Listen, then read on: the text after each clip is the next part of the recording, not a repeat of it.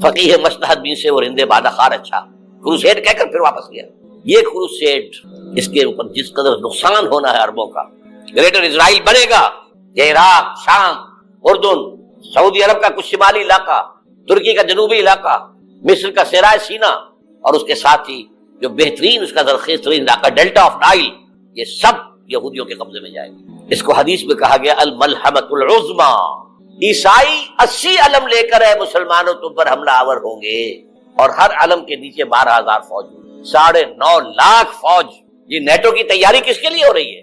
جب U S S R کا خاتمہ ہوا تو پوچھا گیا تھا نیٹو چیف سے اب کس لیے؟ تمہارا وہ دشمن تو ختم ہو گیا، اب ہمیں اسلامک فنڈامنٹلزم سے نمٹنا ہے. وہ جانتے ہیں خطرہ یہی ہے، اب اسلام ابھر سکتا ہے. مسلمانوں کے سینوں کے اندر وہ آگ ہے، اوپر خاکستر آ گیا ہے، تمہیں اٹھانا بیٹھنا. یہ اندر تو انگارہ ہے، اوپر سے راکھ ہے، اسے دھوکہ نہ کھا جانا ان کے دلوں کے اندر. اور بش نے کہا تھا مسلمان چاہتے ہیں کہ ہسپانیہ سے لے کر انڈونیشیا تک نظام خلافت قائم کریں. اور میں حیران ہوا تھا کہ اس کمبخت کو ہسپانیہ کا خیال کیسے آ گیا. ہمیں تو کبھی آتا ہی نہیں، اب ہم تو بھول گئے. وہ تو 500 برس پرانی بات ہے جبکہ وہاں سے ہمیں نکال دیا گیا تھا. اگرچہ اقبال نے کہا تھا ہے ارض فلسطین پہ یہودی کا اگر حق، ہسپانیہ پر حق نہیں کیوں اہل عرب کا. ہسپانیہ میں تو 800 سال حکومت کی مسلمانوں نے، اور ابھی 500 برس ہی گزرے ہیں نا. یہودی تو ارض مقدس سے 2000 سال نکالے گئے، انہیں لا کے آباد کیا گیا، عربوں کے سینے میں خنجر پھونک دیا گیا. وہ چھوٹا سا ملک جو چاہتا کرتا، کوئی پوچھنے والا نہیں. امریکہ جیسے اپنے بیٹے کی حفاظت کرے ویسے کرتا اس.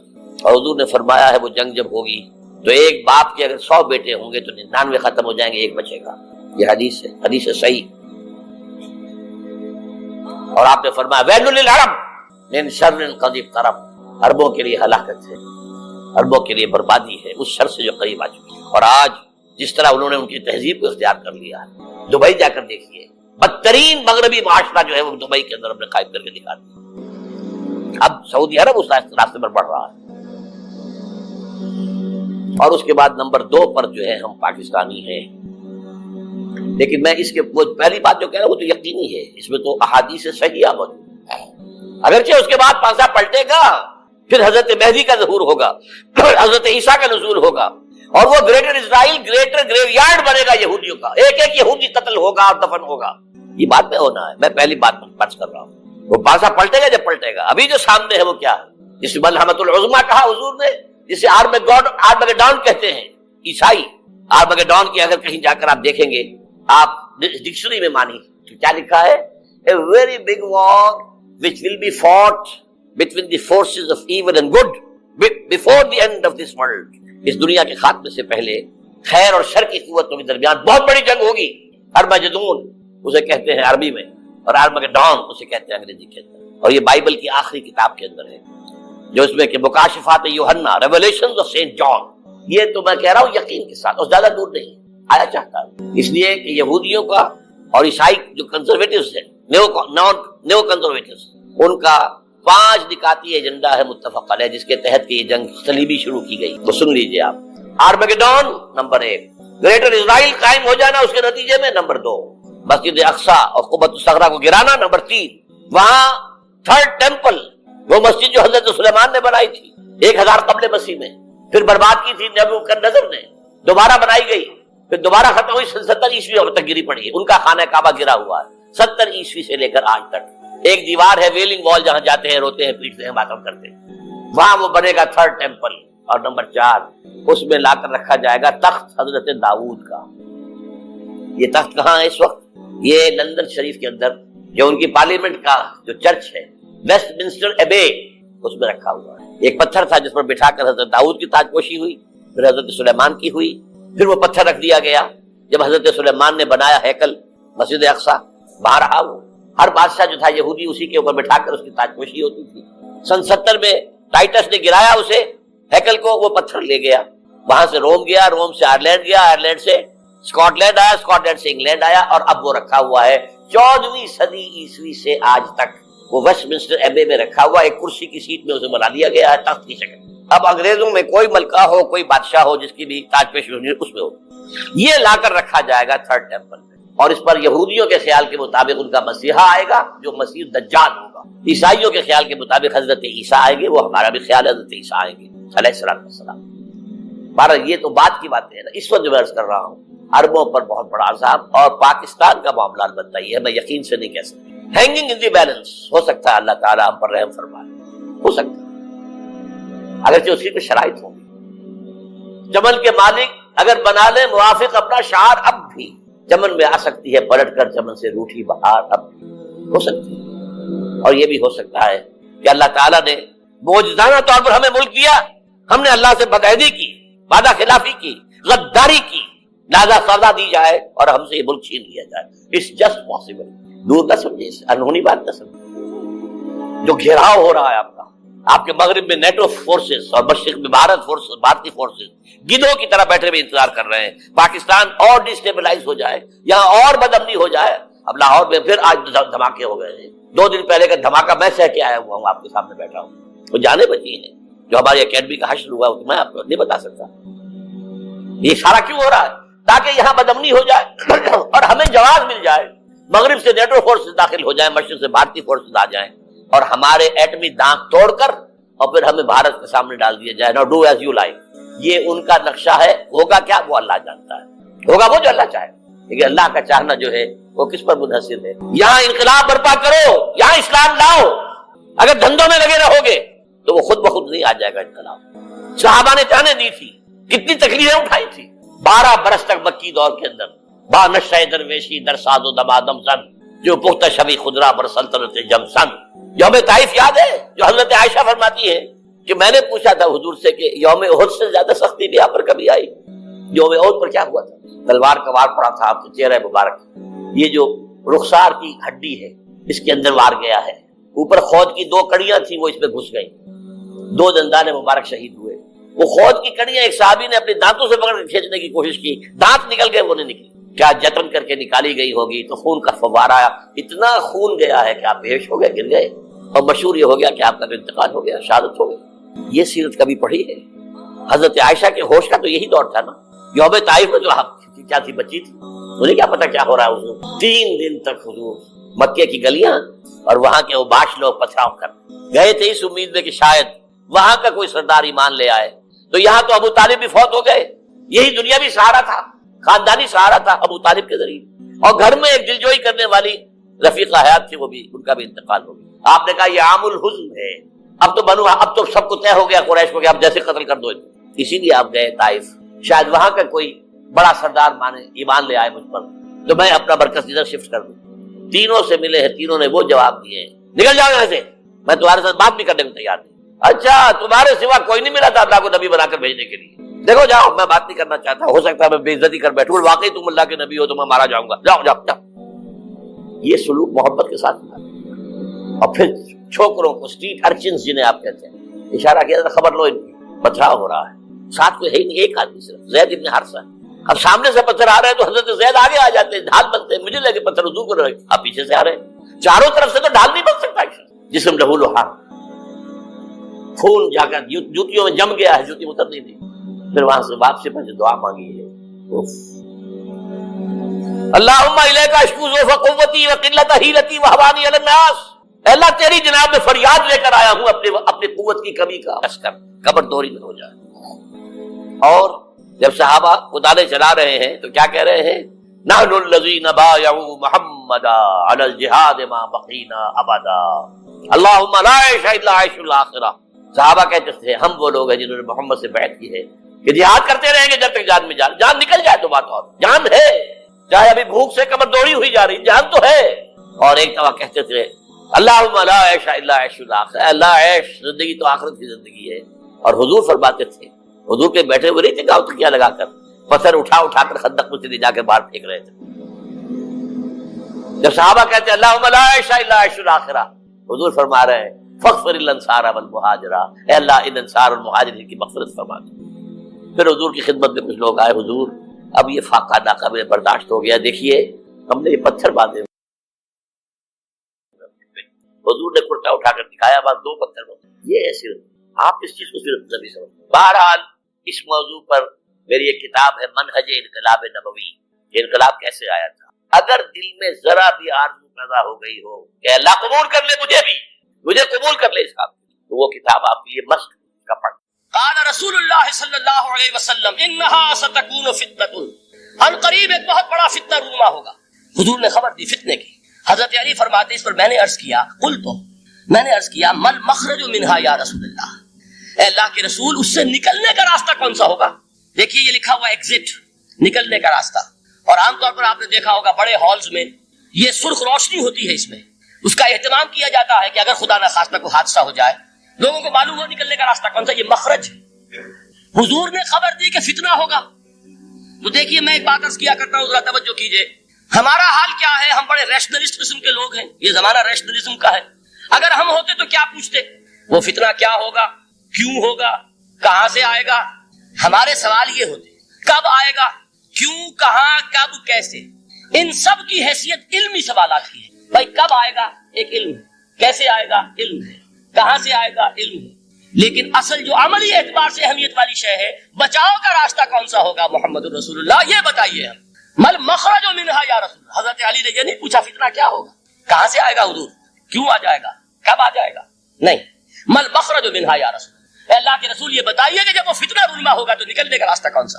اس کا جواب ہے ارشاد فرمایا محمد رسول اللہ نے، کتاب اللہ، اللہ کی کتاب ہے وہ مخرج. یہ کتاب ہے کہ جس کو تھامو گے تو فتنوں سے محفوظ رہو گے. اس کے بعد آپ فرماتے ہیں فیہ نبأ ما قبلکم وخبر ما بعدکم وحکم ما بینکم. اس میں تم سے پہلوں کی بھی خبریں موجود ہیں، عاد اور سمود اور قوم نوح اور قوم ہود اور قوم لوط اور قوم صالح اور آل فرعون. یہ کون ہے؟ من قبلکم، تم سے پہلے. وفیہ خبر ما بعدکم، جو کچھ تمہارے بعد ہونے والا ہے اس کی خبریں بھی موجود ہیں. لیکن وہ کیسے ہوں گی؟ وہ بٹوین دی لائنز ہوں گی، وہ بین السطور ہوں گی. ان کے لیے انسان کو، آپ کو معلوم ہے ایک عبارت میں سطور ہوتی ہے اور ایک درمیان میں ہوتا ہے، ان کے کچھ لکھا ہوا نہیں ہوتا. You have to read between the lines. Quran میں بعد میں آنے والے حالات بھی درج ہیں لیکن اس طرح نہیں جیسے کہ پچھلے حالات درج ہیں. اس کے لیے ذرا ان ڈیپتھ پونڈرنگ اوور، غور و فکر اور تدبر کی ضرورت ہے. وحکم ما بینکم، اور جتنے اختلافات تمہارے اندر پیدا ہوں گے تا قیام قیامت ان سب کا فیصلہ بھی اس کتاب میں موجود. وَهُوَ حَبْلُ اللَّهِ الْمَتِينُ وَهُوَ الذِّكْرُ الْحَكِيمُ. یہی تو ہے وَهُوَ الصِّرَاطُ الْمُسْتَقِيمُ. سیدھا راستہ اور کون سا؟ یہی قرآن تو ہے. ہر رکعت میں کہتے ہو اهْدِنَا الصِّرَاطَ الْمُسْتَقِيمُ، اور قرآن دیا ہوا ہے اس پر غور نہیں کرتے. عجیب تماشا ہے ہمارا. نماز کی ہر رکعت میں اهْدِنَا الصِّرَاطَ الْمُسْتَقِيمُ، اور حضور فرمایا وَهُوَ الصِّرَاطُ الْمُسْتَقِيمُ. صراط مستقیم یہ قرآن ہی تو ہے. الذِّكْرُ الْحَكِيمُ یہ قرآن ہی تو ہے. وَهُوَ حَبْلُ اللَّهِ الْمَتِينُ، اور یہی ہے اللہ کی مضبوط رسی. آپ نے قاری صاحب سے وہ آیات سنی سورہ آل عمران کی، وَاعْتَصِمُوا بِحَبْلِ اللَّهِ جَمِيعًا وَلَا تَفَرَّقُوا. اللہ کی رسی کو مضبوطی سے مل جل کر تھامو اور تفرقے میں مبتلا نہ ہو. تفرقہ ہوگا تو کیا ہوگا؟ تمہاری ہوا اکھڑ جائے گی. آج آپ کو معلوم ہے دول عرب اگر یہ یکجا ہو جائیں ایک دن کے لیے اسرائیل قائم نہیں رہ سکتا. امریکہ نہیں، امریکہ کا باپ اسے قائم نہیں رکھ سکتا. اگر امت عرب ہی جمع ہو جائے، عالم اسلام تو بڑی شے ہے. جو وسائل ان کے پاس ہے، جو اللہ تعالیٰ نے ان کو نعمتیں عطا فرمائی، لیکن افتراق، انتشار، اختلاف، جتھے بندی، گروہ بندی، دھڑے بندی، اس نے اسرائیل کا خنجر ان کے سینے میں پیوست کیا. اس لیے کہ فَتَذْهَبَ رِيحُكُمْ، اگر تم اختلاف کرو گے تو تمہاری ہوا اکھڑ جائے گی. آج وہ ہوا اکھڑ. تو فرمایا وَاعْتَصِمُوا بِحَبْلِ اللَّهِ جَمِيعًا وَلَا تَفَرَّقُوا. اللہ کی رسی کو مضبوطی کے ساتھ مل جل کر تھامو اور تفرقے میں مت پڑو. حضور فرما رہے ہیں وہ اللہ کی رسی کون سی؟ ہوا حبل اللہ المتین. یہی قرآن ہے اللہ کی. علامہ اقبال نے کیا خوب کہا ہے. علامہ اقبال نے قرآن اور حدیث کے حقائق کو جس طریقے سے اشعار کا جامہ پہنایا ہے، وہ تو خود کہتے ہیں گوہر دریائے قرآن سفتام، میں نے قرآن مجید کے دریا سے موتی نکال کر اپنے اشعار کے اندر میں نے چن دیے ہیں. میرا کام اور کچھ نہیں ہے. موتی کوئی بھی غواص پیدا نہیں کرتا، دریا کی گہرائی سے نکال لاتا. یہ میری حکمت نہیں ہے جو میرے اشعار میں ہے، یہ میں نے قرآن مجید کے دریا میں غوطہ زنی کر کے اس سے یہ موتی نکالی. گوہر دریائے قرآن سفتام. اب دیکھیے اسی حدیث کے اس ٹکڑے کو کیسے شعر میں لائے ہیں. از یک آئینی مسلمان زندہ است، بے کرے ملت سے قرآن زندہ ہست. مسلمان کی زندگی تو ایک آئین کے بدولت ہے.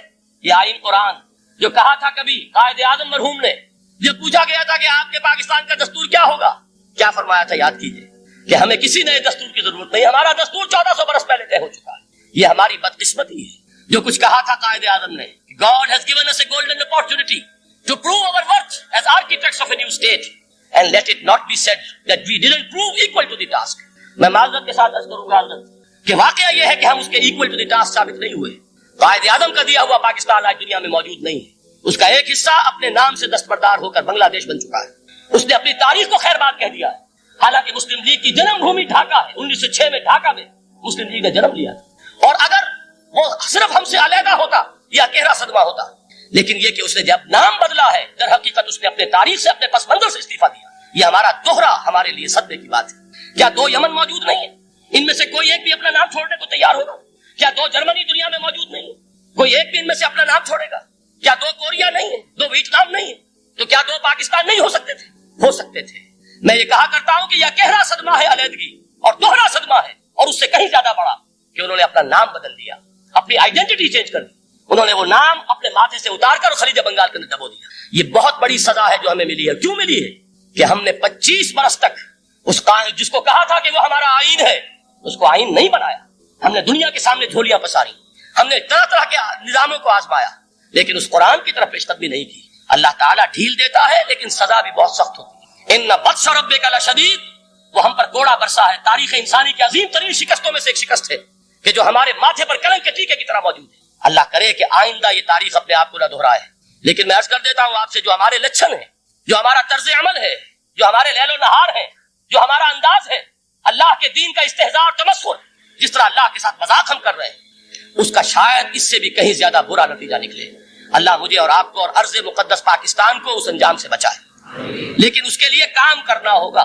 صرف کہنے سے بات نہیں بنے گی، کمر کسری ہوگی. ہمت جو ہے پھر انسان کو اثر نو، ایک نئی تعمیر، ایک عزم، ایک ہاتھ میں قرآن اور ایک میں تلوار لے کر یہ امت پھر دوبارہ میدان میں آئے. بہرحال عرض یہ کرنا تھا. اقبال کہتا ہے از یکائنی مسلمان زندہ است، پے کرے ملت قرآن زندہ است، ماں ہما خاکو دلے آگاہ اوست، اعتصامش کن کہ حبل اللہ اوست. تامو اس کو مضبوطی کے ساتھ، حبل اللہ یہی قرآن. یہ یک آئینی اور پے کرے قرآن کی زندگی، پے کرے ملت کی زندگی جو ہے اس قرآن کی بدولت ہے. تو حضور نے کیا فرمایا؟ فتنے سے بچنے کا راستہ کون سا ہے؟ کتاب اللہ فیہ نبأ ما قبلکم وخبر ما بعدکم وحکم ما بینکم وہو الصراط المستقیم وہو حبل اللہ المتین وہو الذکر الحکیم. ایک 3 جملے اور سن لیجئے. هو الذی لا یشبع منہ العلماء ولا یخلق عن کثرت الرد. یہ قرآن وہ شے ہے جس سے اہل علم کبھی سیر نہ ہو سکیں گے. ولا تنقضی عجائبہ، اس کے عجائب کبھی ختم نہیں ہوں گے. یہ ہیروں کی وہ کان نہیں ہے کہ جو کبھی خالی ہو جائے کہ سارے ہیرے نکل چکے، اب مزید ہیرے نہیں ہیں. نہیں، علم اور حکمت کے ہیرے اور ہدایت اور حکمت کے موتی اس میں سے ابد الآباد تک نکلتے رہیں. ضرورت صرف کھودنے کی ہے. میں نے وہ لفظ استعمال کیا تھا. آج کا قرآن کھودنا ہوگا، آج کی ہدایت اس قرآن سے نکالنی ہوگی. قرآن جب نازل ہوا آن دی سرفیس، بالکل ظاہر وہ تھی اس کی ہدایت جو اس دور کے لیے ضروری تھی. ہمیشہ کی ہدایت اس کے اندر رکھ دی گئی ہے، اس میں مضمر ہے، اس میں چھپی ہوئی ہے. اس کے لیے تدبر کی ضرورت ہے. کتاب انزلناہ الیک مبارک لیدبروا آیاتہ ولیتذکر اولو الالباب. لوگ تدبر کریں، اس کی گہرائیوں کے اندر غوطہ زنی کریں. لا تنقضی عجائبہ، اس کے عجائب کبھی ختم نہیں ہوں گے. ولا یشبع منہ العلماء، اہل علم کبھی اس سے سیر نہیں ہوں گے. آپ کو سخت بھوک لگی ہوتی ہے اور کھانا کھانے کے تھوڑی دیر کے بعد اب آپ کا ہاتھ رک جاتا ہے، سیر ہو گئے. بہترین کھانا ہے لیکن نہیں کھا سکتے. اگر عام حالات میں وہ آتا تو کبھی نہ چھوڑتے، لیکن اب وہ آپ کا میزبان کہہ رہا کچھ اور لیجیے، تناول فرمائیے ذرا. یہ بھائی نہیں، میں اب بھر چکا. یہ آپ کہتے ہیں کہ نہیں؟ حضور فرمایا یہ قرآن وہ شے نہیں ہے جس سے اہل علم کبھی سیر ہو سکے. ان کی پیاس بڑھتی چلی جائے، ان کے اندر quest of knowledge, search for wisdom بڑھتی چلی جائے. کبھی بھی انسان یہ محسوس نہیں کرے گا کہ مجھے جو لینا تھا میں لے چکا، بلکہ یہ کہ جیسے جیسے قدم آگے بڑھیں گے تہذیب کے، تمدن کے، علم کے، اتنے ہی قرآن جو ہے وہ آگے بڑھتا چلا جائے گا ہر دور کی رہنمائی کے لیے. لا تنقضی عجائبہ ولا یخلق عن کثرت الرد، بار بار کے پڑھنے سے اس پر بوسیدگی طاری نہیں ہوتی. دنیا کی اور کتابیں ہیں، 1 دفعہ پڑھ لیں گے، 2 دفعہ پڑھ لیں گے، 3 دفعہ پڑھ لیں گے، 4 دفعہ پڑھ لیں گے، پھر جی نہیں چاہے. لیکن یہ کتاب وہ ہے. امام شافعی کا میں واقعہ آپ کو سناتا ہوں. وہ یہ کہتے ہیں کہ ایک مرتبہ میرے ذہن میں یہ سوال آ گیا کہ اجماع کے لیے بھی قرآن مجید میں کوئی سند ہے، دلیل ہے؟ سب مانتے ہیں کہ اجماع جو ہے سورس ہے قرآن کے اسلامی قانون کی، جس پر کہ امت کا اجماع ہو جائے. تو کہتے ہیں میں نے 300 مرتبہ قرآن پڑھا اول سے آخر تک صرف اس دلیل کی تلاش میں. 300 مرتبہ مجھے نہیں ملی. 301ویں مرتبہ جب پڑھ رہا تھا مجھے روشنی مل گئی. وہ یبتغی غیر سبیل المؤمنین کے جو الفاظ آئے ہیں، نولہ ما تولی ونصلہ جہنم، جو کوئی شخص مسلمانوں کے راستے کو چھوڑ کر کوئی اور راستہ اختیار کرے گا ہم اسے اسی کے حوالے کر دیں گے اور جہنم میں پہنچا دیں گے. معلوم ہوا مسلمانوں کا جس پر اجماع ہو جائے اس کو بھی ایک سند، یہ مسلمانوں کا مجمع علیہ ایک راستہ ہے، اس کو بھی ایک سند اور دلیل کی حیثیت حاصل. بیچاری کئی روز سے دم توڑ رہی ہے، ڈر ہے خبر بد نہ میرے منہ سے نکل جائے، تقدیر تو مبرم نظر آتی ہے ولیکن پیران کلیسا کی دعا ہے کہ یہ ٹل جائے۔ تو پہلی بات میری ختم ہوئی، عالمی نظام خلافت دنیا کی تقدیر مبرم ہے، ہو کر رہے گی، اس میں کسی صاحب ایمان کو کوئی شک، کوئی شبہ، کوئی ریب نہیں ہونا چاہیے۔ البتہ اس کا اب دوسرا پہلو کیا ہے، اس کا آغاز کہاں سے؟ پہلی بات تو یہ، ہمارے بعض لوگوں کے ذہنوں میں، سادہ دل لوگ وہ سمجھتے ہیں کہ پوری دنیا میں ایک ہی دفعہ آ جانی چاہیے، یہ کوئی علاقائی خلافت تو نہیں ہو سکتی، خلافت تو عالمی ہوتی ہے۔ ان سے میں کہتا ہوں عالمی خلافت کب تھی جناب؟ یہ تو نہ خلافت راشدہ میں عالمی تھی، کیا ہندوستان شامل تھا اس میں؟ کیا چین شامل تھا؟ کیا یورپ شامل تھا؟ اور پھر جو خلافت کے نام سے جو ملوکیت چلی ہے وہ بھی صرف آپ دور بنو امیہ میں کہہ سکتے ہیں کہ وہ پورا عالم اسلام کم سے کم اس کے تحت تھا۔ بعد میں خلافت عباس، بنو عباس میں اور فاطمیین کی خلافت میں اور آل عثمان جو ہیں آٹومان ٹرکس کی خلافت میں ٹکڑے تھے، اس سے بکھرے تھے، کوئی مانتا تھا کوئی نہیں مانتا تھا۔ اور سب سے بڑی بات یہ، اگر ایک دم پوری دنیا پر خلافت قائم ہو سکتی تو حضور کے دست مبارک سے ہوتی، لیکن نہیں ہوئی۔ نتیجہ کیا نکلا؟ ایک ملک میں حضور نے قائم، جزیرہ نما عرب، یہاں خلافت قائم ہو گئی، حضور خلیفہ ہے۔ اس کے بعد آپ کے خلفائے راشدین نے پھر اس کو شرقن غربن شمالن، 3 کالمز نکلے ہیں فوجوں کے، صحابہ کرام کے 3 کالمز، ایک ایسٹ ورڈ، ایک ویسٹ ورڈ، ایک نارتھ ورڈ۔ ایک عراق کو فتح کرتے ہوئے ایران میں پہنچ گیا، خراسان تک چلا گیا، ایک شام کو فتح کرتے ہوئے اور پھر سینائی پیننسولا سے ہو کر افریقہ میں داخل ہوا اور اٹلانٹک تک پہنچ گیا، تیسرا سیدھا شمال میں گیا، لیکن یہ زیادہ دور نہیں جا سکتا تھا، کوکیشین ماؤنٹینز آ گئے، کوہ قاف، اس زمانے میں تو یہ یوں سمجھیے کہ امپیسیبل تھا نا کوہ قاف، لہذا وہاں اب بھی یہ ہوگا کسی ایک جگہ سے شروع ہوگا پھر پھیلے گا، اس کے سوا کوئی چارہ کار ہے ہی نہیں۔ اگر ہر جگہ پوری دنیا میں ایک ہی وقت میں ہو سکتا تو حضور کے دست مبارک سے ہوتا صلی اللہ علیہ وسلم۔ اب وہ نقطہ کون سا ہوگا، نقطہ آغاز کون سا؟ اس میں پہلی بات تو میں نے کہا جو شک کرے گا اس کا پھر ایمان مشکوک ہوگا، لازماً ہوگا، گلوبل ہوگا، پوری دنیا میں ہوگا۔ کہاں سے شروع ہوگا اس میں آپ اختلاف کر سکتے ہیں، لیکن مجھے تو 2 حدیثیں تو ملی ہیں جن سے یہ اندازہ ہوتا ہے کہ یہ اس مشرقی خطے سے ہوگا، عرب کے مشرق کی جانب کسی ملک، کسی خطے سے۔ وہ حدیثیں بھی اب آپ پڑھ لیجیے پہلے، پھر میں کہہ رہا ہوں یہ خزانہ ہے جو ہم نے آپ کی خدمت میں پیش کیا ہے، کاش کہ آپ اس کی قدر کر سکیں، یہ حدیثیں آپ کو ازبر ہو جائیں، یاد ہو جائیں، لوح قلب پر نقش ہو جائیں۔ ہندوستان اور خراسان یعنی موجودہ افغانستان کا ذکر ابن ماجہ کی روایت ہے، عن عبداللہ ابن الحارث رضی اللہ تعالی عنہ قال رسول اللہ صلی اللہ علیہ وسلم یخرج ناس من المشرق یوطئون للمہدی یعنی سلطانہ، یعنی سلطانہ، دونوں طرح سے پڑھ سکتے ہیں۔ حضرت عبداللہ ابن حارث فرماتے ہیں رضی اللہ تعالی عنہ کہ حضور نے ارشاد فرمایا مشرق کی طرف سے وہ فوجیں نکلیں گی، لوگ آئیں گے جو عرب میں مہدی کی حکومت قائم کر۔ یہ مہدی کون ہوں گے اس کا ذکر میں ذرا بعد میں کروں گا، لیکن نوٹ کر لیجئے کہ مہدی سے پہلے لازماً کسی مشرقی علاقے کے اندر وہ نظام قائم ہو چکے گا، تب وہاں سے فوجیں آئیں گی۔ یہ مشرق کون سا ہے؟ عرب کے مشرق میں آپ چلیے، ایران بھی آ جائے گا، افغانستان بھی ہے، پاکستان بھی، اور اگر اسے اور توسیع دیں تو ہندوستان بھی ہے۔ یہ ہے عرب کا مشرق، اس سے فوجیں جائیں۔ اس کا کیا مطلب ہے کہ اس میں سے کسی جگہ پر نظام خلافت پہلے قائم ہو جائے گا تاکہ وہاں سے فوجیں جائیں گی جو جزیرہ نما عرب میں حضرت مہدی کی حکومت کو قائم کریں۔ اب دوسری حدیث سنیے، یہ سنن ابن ماجہ کی حدیث تھی جو میں نے آپ کو سنائی، آپ نے پڑھی۔ دوسری عن ابی ہریرہ رضی اللہ تعالی عنہ، یہ ترمذی شریف کی روایت ہے، قال قال رسول اللہ صلی اللہ علیہ وسلم یخرج من خراسان رایات سود لا يردها شیء حتی تنصب بإیلیا۔ خراسان کے علاقے سے سیاہ جھنڈے لے کر فوجیں آئیں گی، ان کا رخ کوئی موڑ نہیں سکے گا، ان کو پیچھے پھیر نہیں سکیں گے کوئی بھی، یہاں تک کہ وہ یروشلم میں جا کر جھنڈے نصب کر دیں۔ ایلیا حضور کے زمانے میں یروشلم کو، یہ یروشلم تھا جب حضرت سلیمان کی حکومت تھی اور یہاں پر معبد سلیمانی، ہیکل سلیمانی قائم، پھر یہ یروشلم کی رہا ہے تاریخ میں، یہاں تک کہ سن 70 عیسوی میں جب ٹائٹس رومی جنرل نے اس کو گرایا، ختم کیا، سیکنڈ ٹیمپل گرا دیا اور یہاں سے یہودیوں کو کہا نکل جاؤ، یہاں سے کوئی یہودی باقی نہیں رہا، تب بالکل تہو بالا برباد کر دیا۔ اس کے کوئی 150 سال بعد ہیڈریان، رومن ایمپرر ہیڈریان، اس نے پھر دوبارہ آباد کیا اس شہر۔ 150 سال تک یہ بالکل بنجر اور بالکل غیر آباد پڑا۔ اب ہیڈریان نے جب آباد کیا تو اس کا نام ایلیا رکھا، اب یروشلم نام نہیں، تو حضور کے زمانے میں پھر اس کا نام ایلیا تھا۔ اور اب اس سے کیا معلوم ہو رہا ہے کہ یہ یروشلم مسلمانوں کے قبضے سے اس وقت نکلا ہوا ہوگا، ایک دفعہ پہلے نکلا تھا، سن 1099 عیسوی میں مسلمانوں کے ہاتھ سے نکلا، کروسیڈرز عیسائیوں نے آ کر اس کو قبضے میں کیا، لاکھوں مسلمانوں کو مارا تھا۔ اس کو 1187 عیسوی میں واپس لیا ہے۔ کس نے لیا ہے؟ صلاح الدین ایوبی کرد۔ عرب کھوکھلے ہو چکے تھے، عربوں نے کھویا، واپس نہیں لے سکے، بہت حکومت کر چکے تھے 400-500 برس کی حکومت کر کے، اور ان کے عیش اور ان کے آرام، اب ان میں جان نہیں تھی کہ وہ واپس لے سکے۔ واپس لینے والا گرم کرد صلاح الدین ایوبی، تو گویا کہ اب آپ سمجھئے کہ 88 برس تک عیسائیوں کا قبضہ رہا یروشلم۔ اب 1967 میں یہودیوں نے قبضہ کیا ہے، اور اب 38 برس تو ہو گئے، 88 نہیں 38 برس تو ہو گئے، لیکن وہ دور آئے گا کہ اب پھر لیں گے۔ لینے والے عرب بھی نہیں ہوں گے، خراسان کے علاقے سے۔ یہ خراسان کیا تھا؟ ایلیا تو میں نے آپ کو بتا دیا، یروشلم کا نام ہے۔ خراسان اس زمانے میں ایک بہت بڑے ملک کو کہتے تھے، کچھ حصہ پاکستان کا بھی اس میں شامل، کچھ حصہ ایران کا بھی ہے۔ ایران کے اس حصے کو اب بھی خراسان کہتے ہیں، وہ ایک صوبہ ہے۔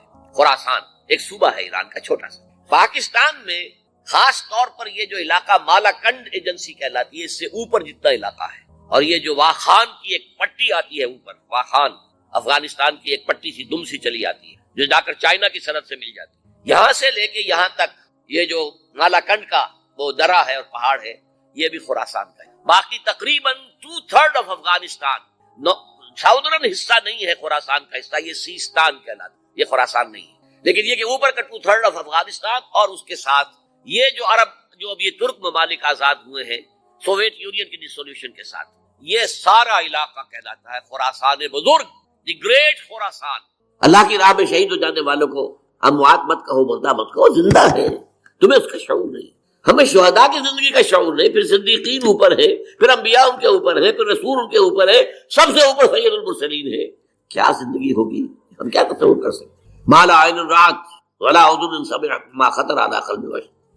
بہرحال پھر یہ چوتھی زندگی آ گئی، پھر آئے گا، پھر سور پھونکا جائے گا، اور پھر فَإِذَا هُمْ قِيَامٌ يَنظُرُونَ، تو سب زندہ ہو کر دوبارہ کھڑے ہو جائیں گے۔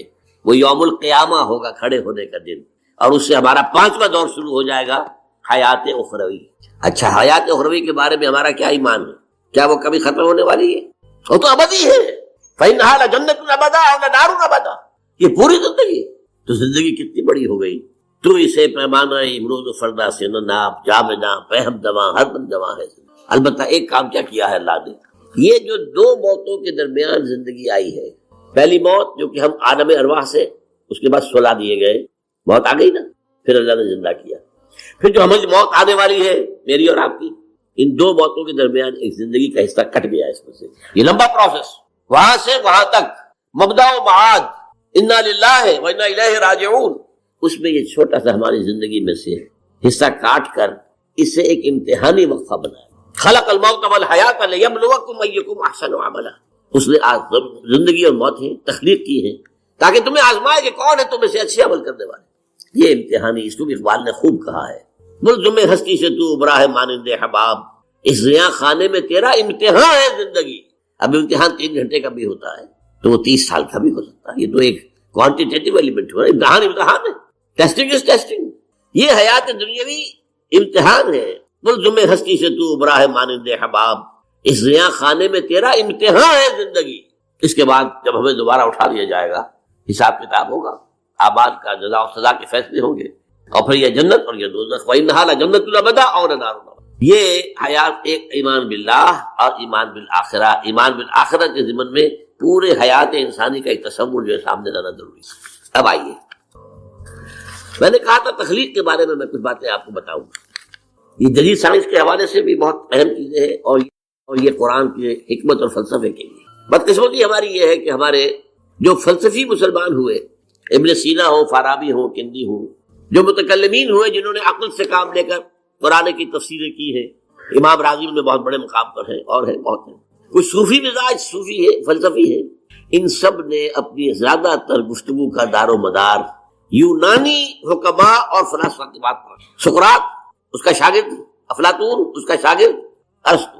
ہمارے متکلمین، ہمارے فلاسفہ سب ارسطو کے شاگرد، ہمارے صوفیاء اکثر و بیشتر افلاطون اور پروٹائنس، فلاطینوس ان کے شاگرد۔ لہذا مولانا روم نے بڑا شکوے کے انداز میں کہا تھا، چند خانی حکمت یونانیہ، تم کب تک یونانیوں کی حکمت پڑھتے رہو گے؟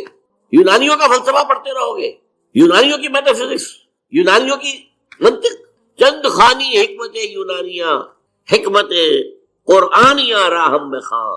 کبھی ذرا قرآن مجید میں جو حکمت دی گئی ہے، جو فلسفہ دیا گیا ہے، جو حقائق بیان کیے گئے، کبھی ان پر توجہ کرو. اللہ تعالیٰ توفیق دے. میری دلی آرزو ہوگی کہ آپ میں سے جو ذہین لوگ ہیں، ظاہر بات ہے کہ یہ میدان ہر شخص کا نہیں ہے. حضور صلی اللہ علیہ وسلم کا جو افرادی انفرادی سطح پر انقلاب برپا کرنے کا پروسیس ہے، 4 الفاظ ہیں اس میں ٹاپ پر آتا ہے حکمت. یتلو علیہم آیاتہ ویزکیہم ویعلمہم الکتاب والحکمہ. حکمہ یہ تعلیم محمدی صلی اللہ علیہ وسلم، تربیت نبوی صلی اللہ علیہ وسلم، اس کی سب سے اونچی منزل ہے تعلیم حکمت. ظاہر بات ہے کہ ہر شخص اس کا اہل نہیں ہوتا. یہ اللہ تعالیٰ نے ظاہر بات ہے سب کو ایک جیسا نہیں بنایا ہے.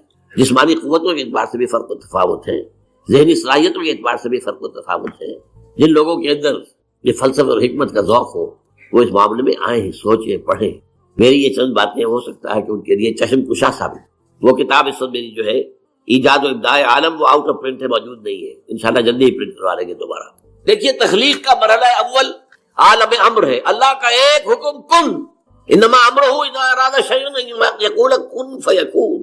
اس کن سے ایک نور پیدا ہوا ہے، ویری سٹل، لطیف، حرارت کوئی نہیں، خلق نور. یہ نور اللہ، یہ پہلی شے ہے جو پیدا ہوئی. حکم ایک کن، یہ عالم امر ہے. اس نور سے پیدا کیے گئی تمام ارواح انسانیہ، تمام ملائکہ. ملائکہ کے بارے میں حدیث موجود ہے، قرآن مجید میں ذکر نہیں ہے، حدیث میں ہے. حضرت عائشہ رضی اللہ تعالی عنہ سے مسلم شریف کی روایت ہے کہ ان اللہ خلق الملائکہ من نور. یہ عالم امر ہے پہلے جو پیدا کیا گیا، ایک نور، بسیط نور، لطیف نور. اس نور سے ارواح انسانیہ، انہی میں ایک روح محمدی بھی تھی نا، جس کو نور محمدی بھی کہا جاتا ہے. یہ لفظ جو ہمارے یہاں کہا جاتا ہے نور محمدی، نور اس لیے کہ روح نورانی ہے، ملائکہ نورانی ہے. اللہ نے فرشتوں کو نور سے پیدا کیا. اچھا، اب اس تخلیق کا دوسرا مرحلہ آیا. یہ پہلی تخلیق جو میٹا فزیکل ورلڈ کی ہے، دوسری تخلیق ہے فزیکل ورلڈ. ایک اور امر کن، اور اس سے ایک بگ بینگ پیدا ہو. یہاں سے سائنس شروع ہوتی، اس لیے کہ وہ جو پہلا معاملہ ہے وہ سائنس کے دائرے سے باہر کا ہے. ارواح ہو، ملائکہ ہو، سائنس کے دائرے سے باہر. وہ عالم امر ہے. یہ عالم خلق شروع ہوا ہے اب. اور عالم خلق اور عالم امر میں ایک بڑا بنیادی فرق جان لیجئے. عالم امر میں اللہ کے کسی حکم کے تعمیل میں کوئی لمحہ صرف نہیں ہوتا. کن فیکون، کن فیکون، نو ٹائم ایلیمنٹ. یہی وجہ ہے فرشتے کو عرش سے زمین تک آنے میں کوئی وقت نہیں لگتا، روح کو بھی کوئی وقت نہیں لگتا. یہ بیانڈ دس فزیکل ورلڈ ہے نا. تو میٹا فزیکل ورلڈ کا تعلق ہے. یہ عالم امر سے. امر میں وقت نہیں لگے گا قطعاً، خلق میں وقت لگے گا لازماً. آم کی گٹھلی ہے، آم کا پودا بننے میں 5-6 سال لگ جائیں گے. رحم مادر میں حمل ٹھہر گیا ہے، بچے کے پورے بننے میں 9 مہینے لگیں گے. ٹائم لگے گا. اٹس خلق. قرآن کہتا ہے ہم نے آسمان زمین 6 دن میں پیدا کیے. ٹائم لگا کہ نہیں لگا؟ تو یہ امر ہے وہ پہلا، جس میں کہ کیا ہے 3 چیزیں ہیں. اللہ کا نور جو بہت لطیف ہے، وہ خزانہ ہے، اسی سے بنی ارواح انسان کی، اس سے بنے فرشتے. اور چوتھی چیز نوٹ کیجئے، وہی بھی عالم امر سے متعلق ہے، اس لیے کہ وہ ایک کمیونیکیشن ہے بٹوین روح انسانی یا روح نبوی اور الروح القدس. جبرائیل کون ہے؟ فرشتہ. روح محمدی یہ بھی نوری، وہ بھی نوری. یہ ان دونوں کا کمیونیکیشن ہے وہی. لہذا اس کا تعلق بھی عالم